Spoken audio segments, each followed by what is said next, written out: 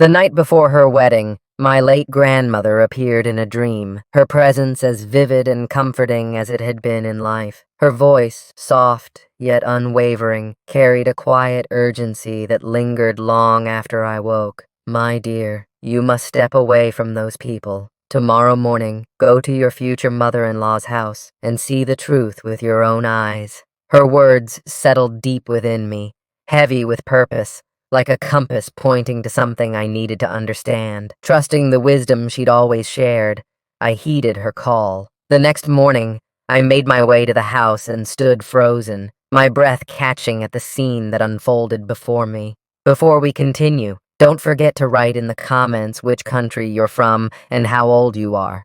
Enjoy listening. Marina had always treasured the serene hush of early mornings. The city, still wrapped in the gentle embrace of dawn, hadn't yet begun its daily rush. The only sounds were the faint tap of a passerby's heels echoing in the courtyard and the distant hum of life stirring awake.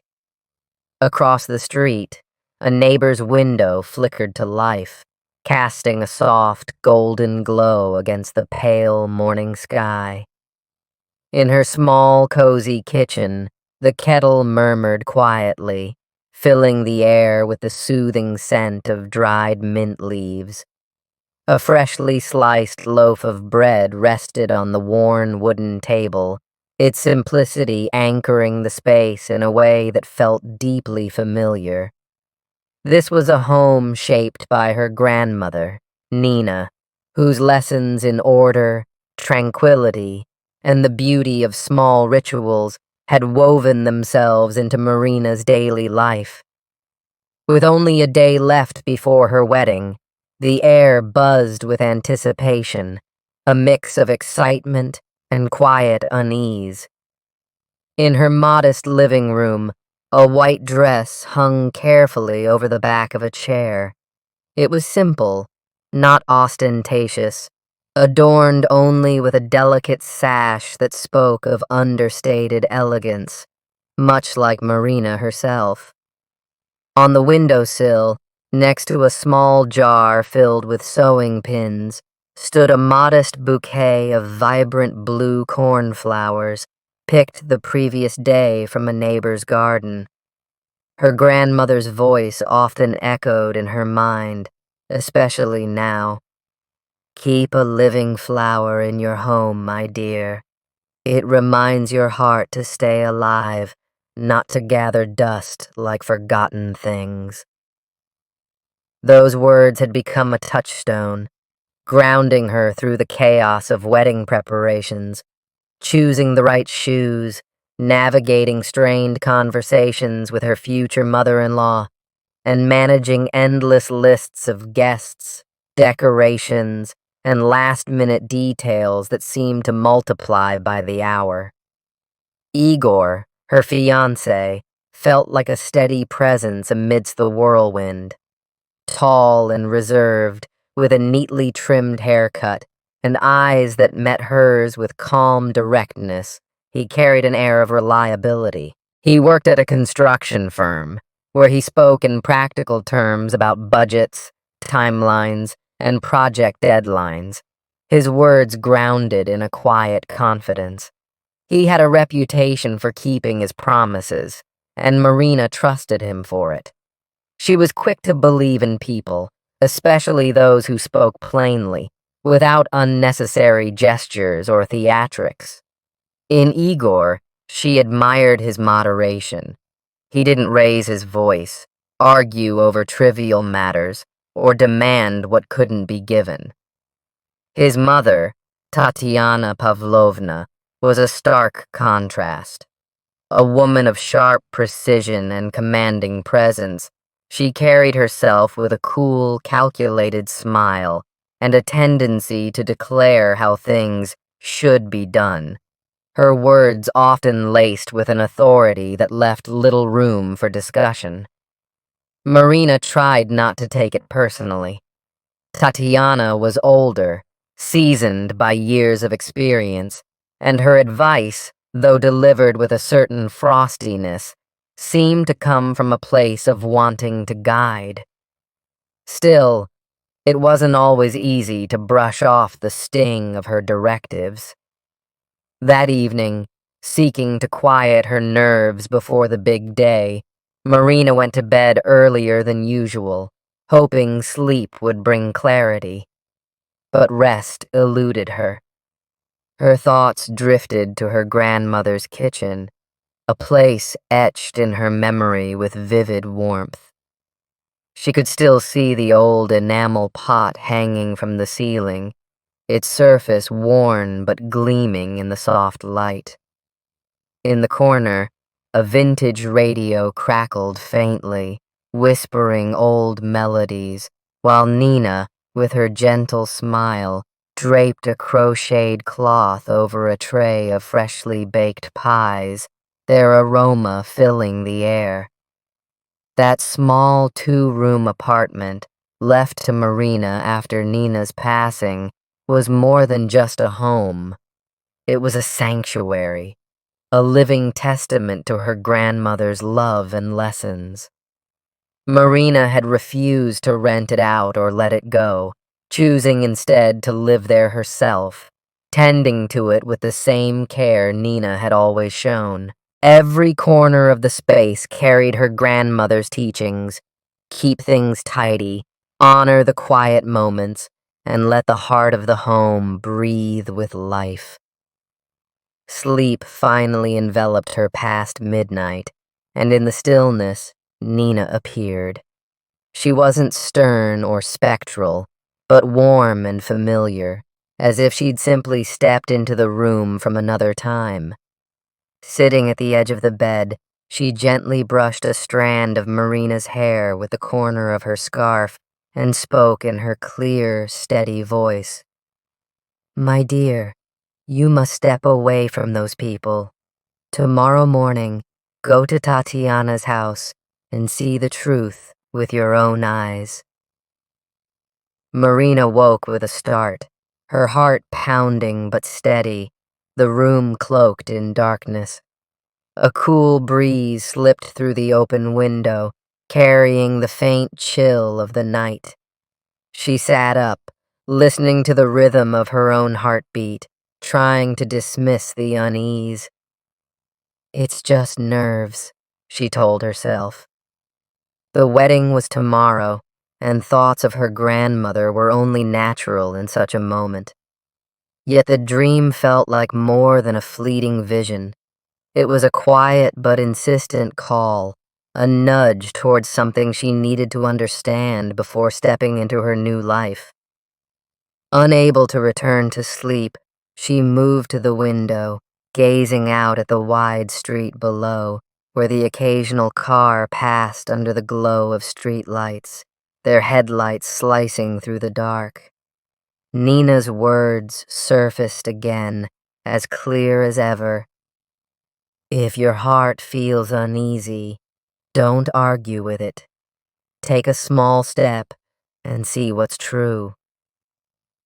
That small step, Marina decided, meant visiting Tatiana's house in the morning, not to spy or pry, but to linger, to let the air clear her doubts. Perhaps standing there would quiet the strange unease that clung to her like a shadow. Dawn broke swiftly, painting the sky in soft hues. By 6 a.m., Marina was ready. She dressed simply, a plain skirt, a light blouse, her hair pulled into a tight bun, and comfortable flats that wouldn't slow her down. Grabbing her bag and slipping on a cardigan, she stepped out into the cool morning air. Tatiana's house stood in a quiet suburban neighborhood, a low, well-kept home with a green gate and a neatly swept path leading to the porch. Vines wove gracefully over a trellis, their leaves catching the early light, and bright geraniums bloomed in orderly rows along the windowsills. Everything was meticulous, a reflection of Tatiana's unyielding need for control and precision. Marina paused across the street, near a tall poplar tree, pretending to adjust the strap of her bag while her ears strained for any sound. She felt out of place, as if stepping into a story that wasn't hers, but her grandmother's voice stood firm in her mind. Go and see. For a moment, the world was still, the only sound the rustle of leaves in the breeze. Then a door slammed inside the house, followed by the sharp, deliberate click of heels on wood. Tatiana emerged onto the porch, dressed in a crisp, light-colored suit, a folder tucked tightly under her arm like a shield. Behind her was a woman in her 40s, clad in a sleek business dress, clutching a stack of transparent files, her bracelets jangling softly with each movement. They paused at the steps, exchanging a quick, knowing glance before Tatiana spoke in a hushed, conspiratorial tone. Everything's in place. First, we go to the registry office, then straight to the notary. She'll sign the power of attorney without a second thought. Girls like her don't bother reading the fine print. We just need to wrap it up today. And the apartment? The other woman asked, her voice low but edged with curiosity. Today, right after the notary, Tatiana replied smoothly. I have a contact who'll handle the transfer quietly, no complications. Don't worry. A faint, calculated smile crossed her lips. Marina's soft, easy to sway. Tell her it's for the family, and she'll sign without question. The words landed like a cold, heavy stone in Marina's chest, chilling her to the core. Power of attorney. Apartment. Quietly. No complications. They echoed in her mind, sharp and unyielding, like the clatter of metal on glass. She gripped her bag tighter, her feet rooted to the ground, her breath shallow. The women stepped through the gate, the gravel crunching under their shoes as their car pulled away, its engine fading into the distance. It was over in mere moments, but those moments were enough to shatter the haze of the dream. It wasn't just a dream anymore. It was a warning, clear and undeniable, etched into her very being. Marina walked back slowly, her face carefully composed to hide the storm raging inside. The bus ride home felt endless, the city blurring past the window as her mind replayed the conversation over and over. Power of attorney, transfer, today. She stepped off a stop early and turned toward a small legal office she'd noticed before, its unassuming sign reading Consultations. Inside, the air carried the comforting scent of paper, fresh coffee, and a quiet, steady confidence that felt like a balm to her frayed nerves. Good morning, Marina said, her voice steady despite the turmoil within. I need urgent help. I'm getting married tomorrow, and they're trying to take me to a notary to sign some documents. They say it's for family matters, but I'm not sure. Can you help me protect myself? The lawyer, Polina Arkadyevna, was a petite woman with sharp, clear eyes that seemed to see straight through to the heart of things. She listened intently, her expression calm and focused, asking concise, purposeful questions. Did Marina own property? What was the status of the apartment? Who held the title? Were there any debts? When had her grandmother passed? Her responses were measured but firm. The first step is to file a request with Rosrister, Polina explained. It's a declaration that any actions involving your apartment can only proceed with your personal presence. It's called a restriction on registration without the owner's involvement. It's a one-time filing, and it creates a robust safeguard. Even if you were to sign a power of attorney later, no transaction could move forward without you physically present. We can file this today through the local service center, and it will take effect immediately. What if they pressure me to sign a general power of attorney for my husband? Marina asked, her voice barely above a whisper, betraying the weight of her concern. You have every right to refuse, Polina said firmly, her tone reassuring. A notary is legally required to read the document aloud and explain its implications in full. You can walk away at any moment, no explanation needed. She pulled a blank form from her desk, her movements precise. We can also draft and notarize a statement explicitly refusing to grant any powers of attorney for your property. It's not mandatory, but it establishes a clear position. Additionally, we'll certify copies of your ownership documents and store them here for safekeeping. One more thing. After the Rosreister filing, we'll notarize a declaration of your intent that no deals involving your apartment can proceed without your direct involvement. Notaries respect this. It's a powerful statement of your rights as the owner. Marina nodded, a quiet resolve settling over her like a protective cloak. In that moment, she didn't want to cry or confront anyone. She wanted something tangible, a document that declared she was not invisible, not a pawn in someone else's game. And the wedding? She asked, the question slipping out unexpectedly, as if her heart needed to voice it. That's your personal decision, Polina said simply, her voice kind but firm. Signing documents is a legal matter, and you must keep them separate. If you want to marry, do it with a clear heart and open eyes. If you need time to reflect, take it. But never sign something for the family without reading every word and understanding what it means. That's not about love.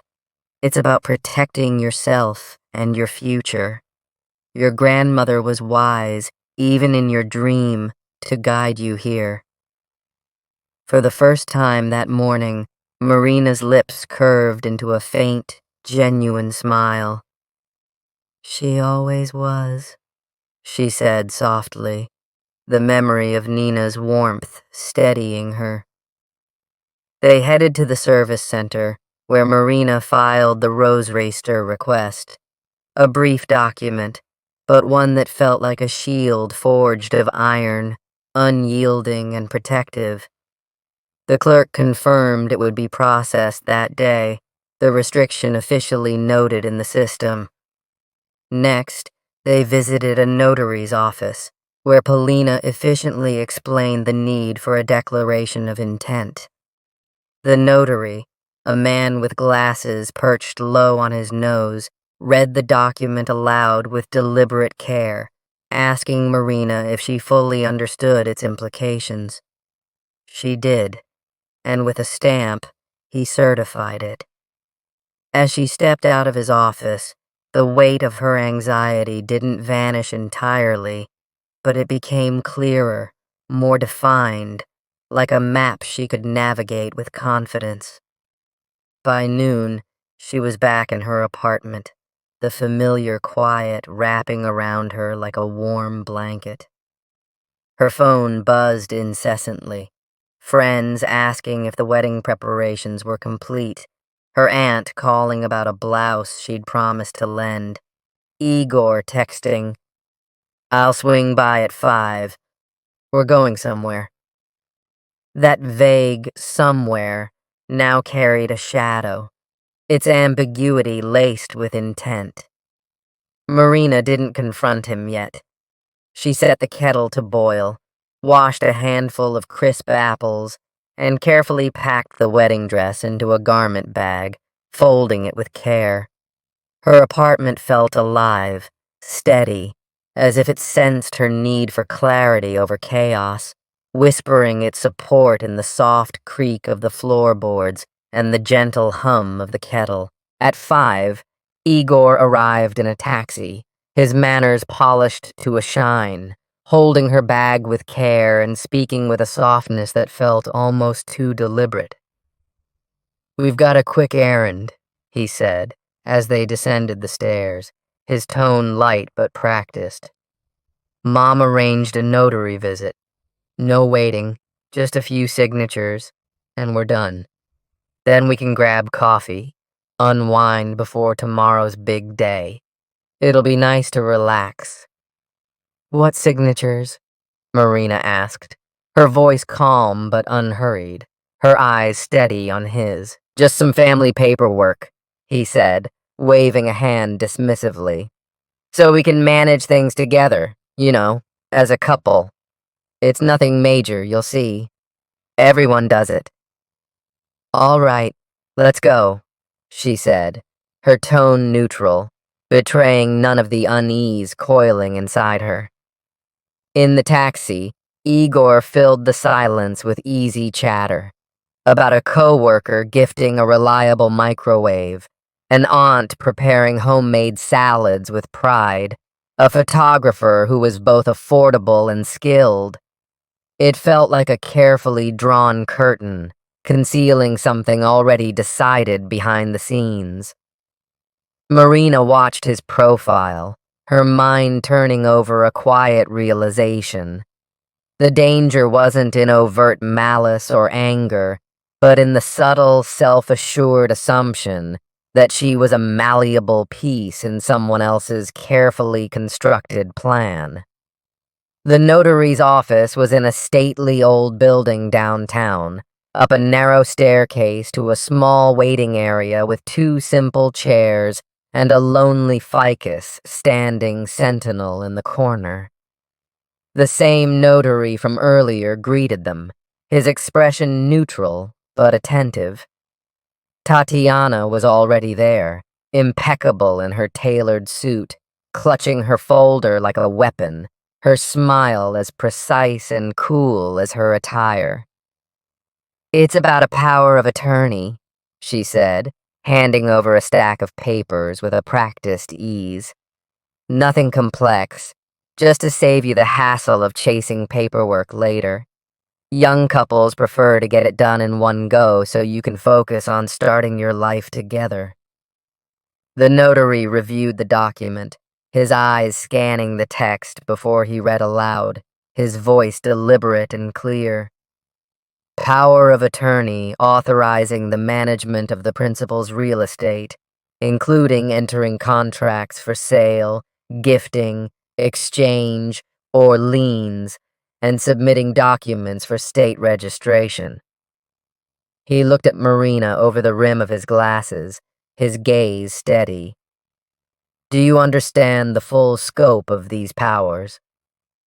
Igor shifted uncomfortably in his seat, his impatience surfacing. "It's just routine stuff, nothing to overthink. We're in a hurry.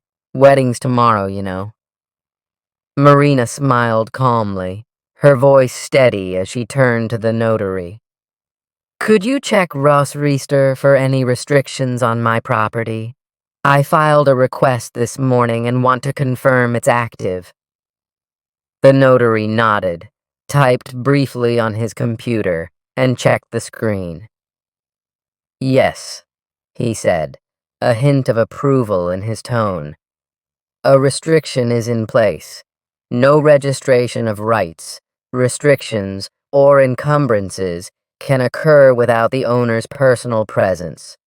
Even if you sign this power of attorney, no transaction can proceed without you physically present." The room fell silent, not tense or charged, but heavy with a quiet understanding that shifted the air. Igor stared at the floor, his hands clasped tightly.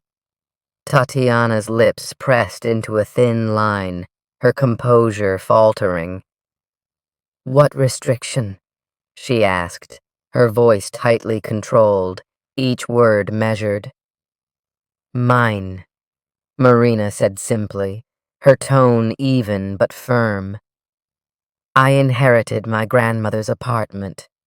This morning, I filed a request that no actions can be taken without my presence. It's legal, and it's my right." Tatiana's attempt at a smile faltered, awkward and strained, like a mask slipping. "That's distrust, Marina," she said, her voice tinged with reproach. "A family is built on trust. A family is built on respect," Marina replied softly, her words carrying a quiet strength. "And honesty. Trust isn't handing over control on a piece of paper without explanation. It's talking openly, asking if the other agrees, and respecting their choice. You wanted to move quickly without telling me the full truth. That's not what family means." Igor looked up, his eyes not angry but bewildered, like someone caught in a moment of misplaced faith, unsure of his own footing. "Marina, I didn't mean to upset you," he said, his voice low. "Mom said it'd simplify things for us, make it easier. I thought you'd want everything shared, as a family.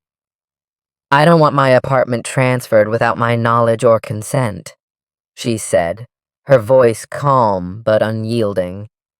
"And I don't want to be seen as someone who doesn't understand what's happening. I do understand, and I make my own decisions. I'm not signing this." She turned to the notary, her expression composed. "I'm sorry for taking your time. Thank you for reading the document clearly." "That's my role," he said with a slight nod, his tone professional but warm. "Do you confirm your refusal to sign this power of attorney?" "Absolutely," Marina said, her voice steady as stone. He printed a formal refusal, his fingers moving swiftly over the keyboard. Tatiana sat in silence, her fingers tapping faintly on the armrest of her chair, a subtle sign of her unease. In the waiting area, she stopped, her voice low and deliberate. "You're making a mistake, Marina," she said, her eyes narrowing slightly. "Families need order, and I provide it because I know how things work. You're young. You don't yet understand how life is arranged." "Everyone has their own order," Marina replied, her voice calm but resolute. "Mine is this. I read my documents, and I sign them myself, only after I understand what they mean." Igor broke in, his frustration spilling over.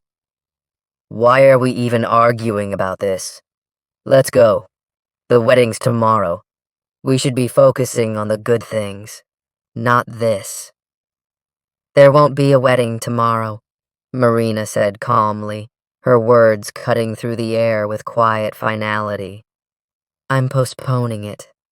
I need time to think, to be sure." Tatiana exhaled sharply, her composure cracking. "I knew your grandmother filled your head with ideas," she said, her voice laced with accusation.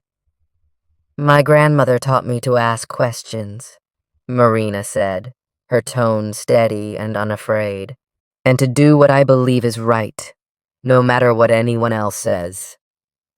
They parted outside the building, Igor walking quickly, his eyes fixed on the ground, Tatiana striding with her head high, like a performer exiting a stage, Marina moving steadily, at her own pace, her steps measured and sure.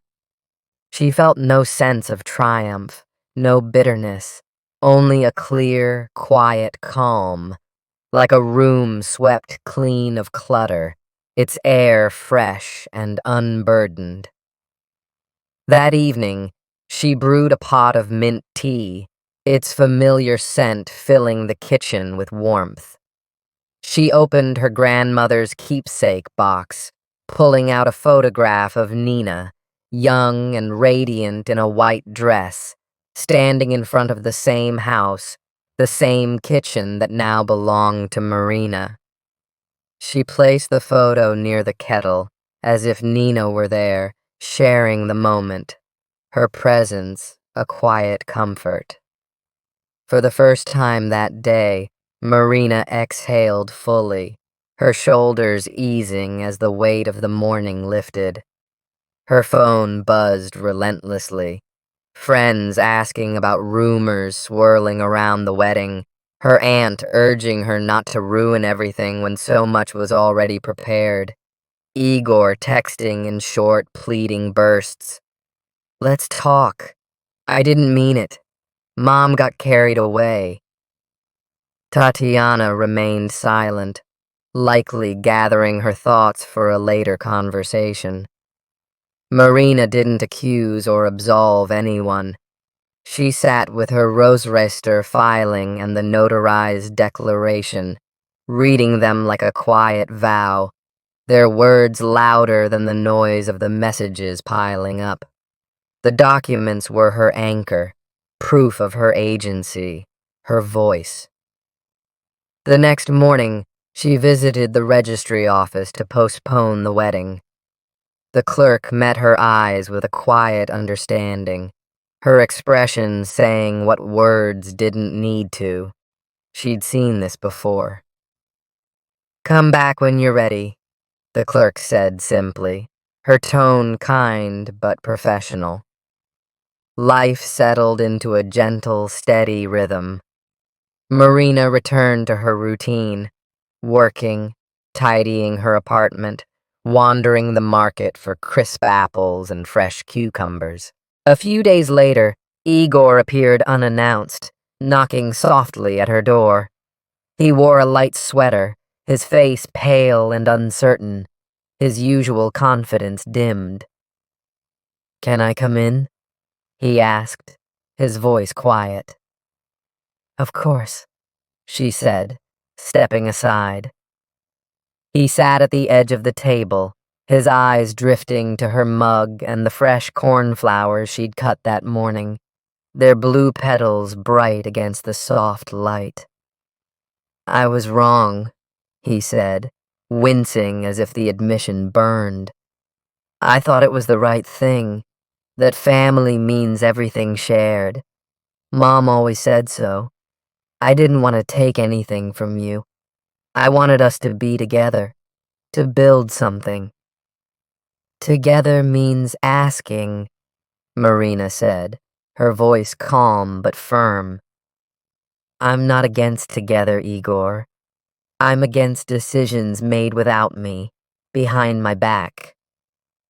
"I get it." He nodded, his hands clasped tightly. "I'm ashamed, not just of Mom, but of myself. I didn't stop it, didn't think it through, just went along with the easy path." "That's a step," she said, her tone steady but not unkind. "Shame can be a teacher. It shows you where the boundaries are, where you need to stand firmer." They sipped unsweetened tea, the conversation simple and unadorned. Igor didn't dodge responsibility or plead special circumstances. He spoke of needing time to untangle himself from his mother's influence, to discover who he was without her directives shaping his choices. Marina made no promises, no declarations of yes or no. She offered only one thing. Let's be honest. No secret agreements, no family fine print that leaves someone in the dark. As he left, he paused at the door, his voice soft. I'll try to be someone you wouldn't be ashamed to stand beside, he said, and then he was gone. That evening, Tatiana called, her voice stripped of its usual command, sounding weary and subdued. "Marina, you were smart," she said, her words unadorned. "I overstepped, and that was wrong. If it's all right, I'll visit less, learn to hold my tongue unless asked. It's hard for me, but I'll try." "Come by," Marina said, her tone open but firm. "But no musts or shoulds. If it involves me or my apartment, I decide. Everything else we can discuss like adults, openly." "Agreed," Tatiana said softly, her voice almost fragile, and hung up. Marina smiled, a quiet warmth settling within her. Life wasn't a tidy novel with dramatic arcs of storm and sunshine, nor was it a grand saga with clear resolutions. Hers was a steady breeze, filled with the quiet persistence of daily work and small, meaningful choices. She placed a myrtle plant on her windowsill. Nina had called it the Tree of Peace, a symbol of calm and balance. She sorted her closet by color, as her grandmother had always loved, and returned to reading books she'd set aside in the chaos of planning. Each time she brewed mint tea, she smiled at the memory of Nina's voice. "My dear, step away, go and see." She didn't flee or shrink away. She went, she saw, and she chose. At dusk, with the sparrows silent and the world settling into quiet, she stood by the window, gazing at the myrtle and the cornflowers, their blue petals as vivid as a clear, endless sky. She took Nina's photograph from its frame, held it gently, and whispered, "Thank you," before setting it back. That day, she spoke no grand words, but she did small, deliberate things, the building blocks of a strong, grounded life. She listened to the warning, checked the truth, protected what was hers, spoke with calm resolve, and held her ground without wavering. This is the kind of story the wise call true, not loud or cinematic, but rooted in the quiet strength of reality. A story woven from the simple threads of tea, documents, dignity, and the enduring memory of those who taught that love is not blind trust, and trust is not blindness. The next morning, Marina rose early, opened her window to the fresh air, and smiled at the future. It wasn't entirely clear, but it held enough clarity for what mattered most. She would never again walk where her voice was unheard, nor sign a family paper without reading it aloud, word for word. Because Nina had taught her a truth that held fast. Your signature, your choice, is worth more than anyone's promises.